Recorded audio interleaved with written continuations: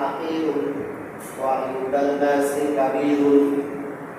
আল্লাহ নবী হযরত মুহাম্মদ রাসূলুল্লাহ সাল্লাল্লাহু আলাইহি ওয়াসাল্লাম বলেছেন, যে ব্যক্তি আল্লাহ তাআলার ওয়াস্তে বিনয়ী হবে, আল্লাহ তাআলা ওই ব্যক্তির মর্যাদা সকলের মধ্যে উঁচু করে দেবে। জোরে জোরে বলেন সুবহানাল্লাহ। আল্লাহ তাআলা ওই ব্যক্তির মর্যাদা উঁচু করে দিবে। সে মানুষের কাছে অনেক ছোট মনে হবে, কিন্তু আল্লাহর কাছে তার মর্যাদা অনেক বেশি।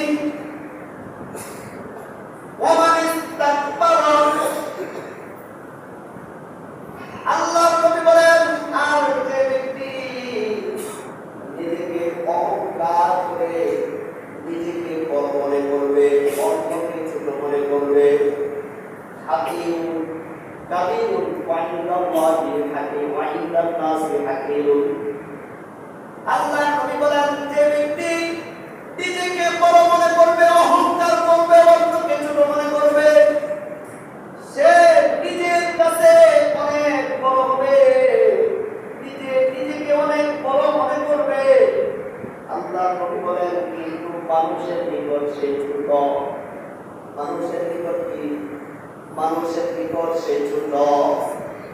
আল্লাহ নবী বলেন, মিনাল কালবি ওয়াল খিনজির। এবং কি যে ব্যক্তি নিজেকে অনেক বড় মনে করবে, অন্যকে তুচ্ছ মনে করবে, অন্যকে ছোট মনে করবে, ওই ব্যক্তি মানুষের নিকট কুকুর এবং শুকরের চাইতে নিকৃষ্ট বলে গণ্য হবে। আল্লামা ইবনে কাসির রাহিমাহুল্লাহ ইবনে কাসিরের মধ্যে হাদিসটি উল্লেখ করেছে, নিজেকে ছোট মনে করা, নিজেকে তুচ্ছ মনে করা, অন্যকে বড় মনে করা। একজন লোকের সাথে আপনার সাক্ষাৎ হয়েছে, সে হতে পারে একদম সাধারণ, কিন্তু আল্লাহর কাছে সে অনেক দাবি করতে পারে, ঠিক না? তার ভিতরে এমন গুণ থাকতে পারে যে গুণের কারণে সে আল্লাহকে সন্তুষ্ট করে ফেলেছে। তার ভিতরে এমন গুণ থাকতে পারে যে গুণের কারণে ইবাদত বন্দেগী কইরা আল্লাহ আরশ পর্যন্ত খুশি করে ফেলেছে। তার সেই গুণ কিন্তু দেখা যাবে না, করা যাবে না, স্পর্শ করা যাবে না। সে কখনো এই বিনয় অন্যের কাছে প্রকাশ করে না, শুধু আল্লাহর সামনে প্রকাশ করে। সুবহানাল্লাহ, সুবহানাল্লাহ। এই ব্যক্তি ওই গুণের কারণে আমার চাইতে আপনার চাইতে অনেক দামি হতে পারে, কিন্তু আমরা যদি তাকে তুচ্ছ তাচ্ছিন্ন মনে করি, তাহলে তো আমরা ক্ষতিগ্রস্ত হয়ে যাব, গুনাহগার হয়ে যাব। কারণ আমাদের ভিতরে যদি অহংকার থাকে, আত্মপরিমাণ থাকে, সেই অহংকার আর আত্মপরিমাণ কারণে আল্লাহ তাআলা আমাদের আমল বরবাদ করে দেবে, ধ্বংস করে দেবে। আল্লাহ নবী বলেন, লা ইয়াদখুলুল জান্নাতা মান কানা ফি কলবিহি খারদালু মিন কিবরিন।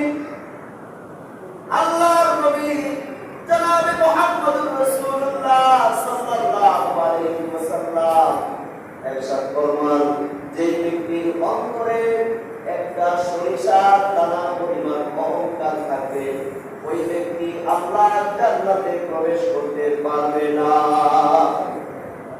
একটা সরিষার দানা পরিমাণ অহংকার যদি কারো ভিতরে থাকে, ওই ব্যক্তি আল্লাহর জান্নাতে প্রবেশ করতে পারবে না। লা ইয়াদখুলুল জান্নাতা মান কানা ফি কলবিহি খারদালু ওয়া ফি কিবরিন। সরিষার দানা পরিমাণ অহংকার থাকলেও আল্লাহ জান্নাতে প্রবেশ করা যাবে।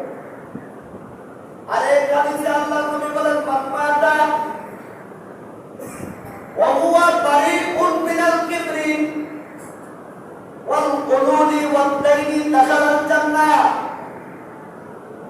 আল্লাহর নবী বলেন, যে ব্যক্তি এমন অবস্থায় মারা গেছে, তার ভিতরে কোনো অহংকার নাই, তার ভিতরে আত্মগরিমা নাই, দাম্ভিকতা নাই, ওই লোকটা কোনো মানুষের আমানতের খেয়ানত করে নাই, এবং ওই লোকটা যখন মৃত্যুবরণ করেছে তার কোনো ঋণ ছিল না। কি ছিল না? কি ছিল না?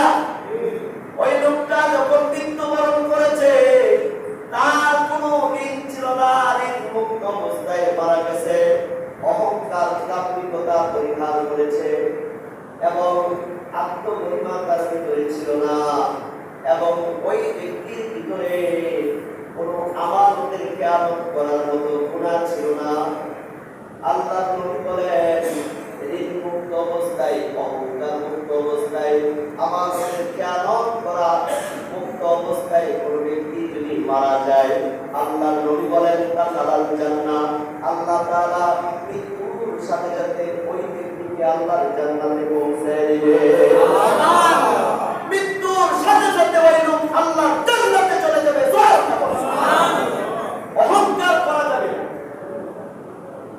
আল্লাহ নবী, বিশ্ব নবী, আখিরি জামানার পয়গম্বর নবী মুহাম্মদ রাসূলুল্লাহ সাল্লাল্লাহু আলাইহি ওয়াসাল্লাম বলেছেন, যে ব্যক্তির অন্তরে এক সরিষার দ্বারা পরিমাণ, এক পরিমাণ অহংকার থাকবে, ওই ব্যক্তি আল্লাহর জান্নাতে প্রবেশ করতে পারবে না।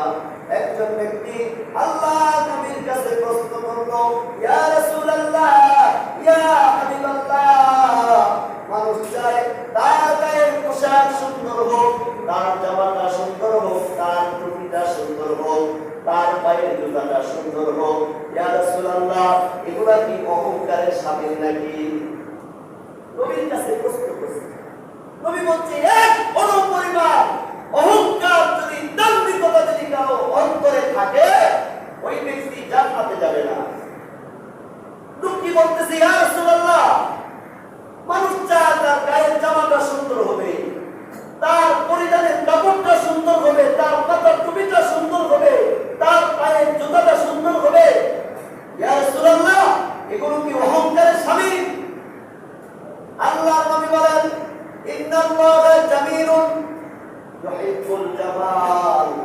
নিশ্চয় আল্লাহ তাআলা সুন্দর, তিনি সৌন্দর্যকে আল্লাহ পছন্দ করে। জুড়ে জুড়ে বলেন সুবহানাল্লাহ।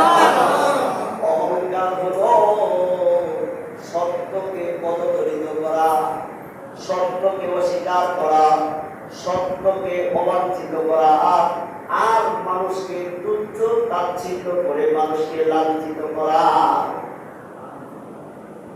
মানুষকে তুচ্ছ তাচ্ছিল্য করে লাঞ্ছিত করা হলো অহংকারের শামিল। হাদিসে কুদসিতে আল্লাহ নবী সাল্লাল্লাহু আলাইহি ওয়াসাল্লাম বর্ণনা করেন, আল্লাহ তাআলা বলেছেন, অহংকার হলো আমি আল্লাহ তাআলার গায়ের চাদর, দাম্ভিকতা হলো আমার গায়ের বস্ত্র। যে ব্যক্তি মানুষ হইয়া অহংকার করবে, আমি আল্লাহর গায়ের চাদর নিয়ে টানাটানি করবে, আমার জামা নিয়ে টানাটানি করবে, ওই ব্যক্তি আমার জান্নাতে প্রবেশ করতে পারবে না।